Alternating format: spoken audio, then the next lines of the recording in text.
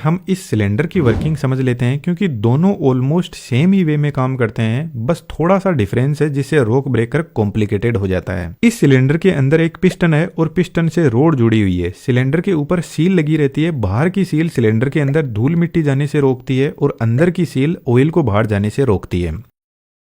और सिलेंडर के दोनों ही साइड में ऑयल के पोर्ट होते हैं जिनसे ऑयल आउट और इन होता रहता है।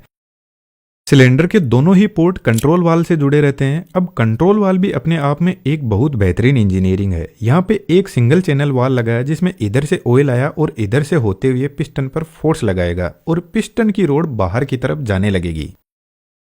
और जब छोटा पिस्टन अपनी पोजीशन बदल के इधर वाले पाइप से कनेक्ट होगा तो अब की बार पिस्टन पर इस साइड से फोर्स लगेगा और पिस्टन की रोड वापस अंदर आने लगेगी।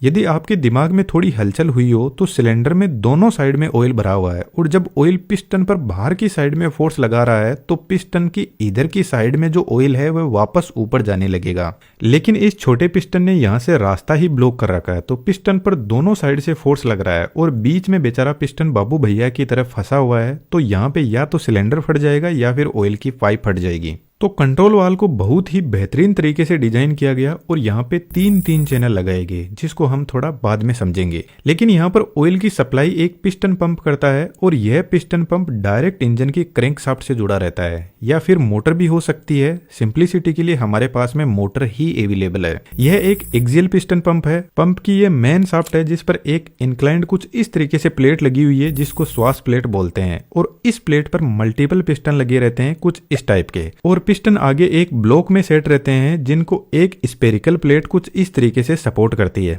जब इंजन रोटेट करेगा तो पिस्टन रोटेट करेंगे और आप देखोगे श्वास प्लेट की वजह से पिस्टन किस तरीके से आगे पीछे मूव कर रहा है।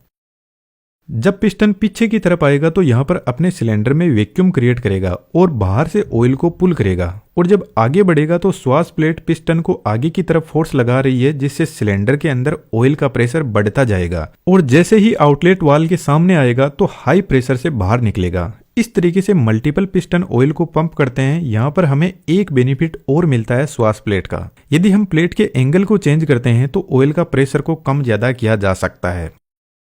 अब पंप को कंट्रोल वाल्व के इस पॉइंट पर कनेक्ट किया जाता है। अब जैसे ही इंजन स्टार्ट होगा तो पंप स्टार्ट हो जाएगा क्योंकि डायरेक्ट क्रैंकशाफ्ट से जुड़ा हुआ है तो पंप प्रेशर को इंक्रीज करेगा। लेकिन कंट्रोल वाल्व फिलहाल बंद पोजीशन पे है तो यहाँ पे एक रिलीफ वाल्व लगा रहता है जो ऑयल को वापस टैंक में भेज देगा।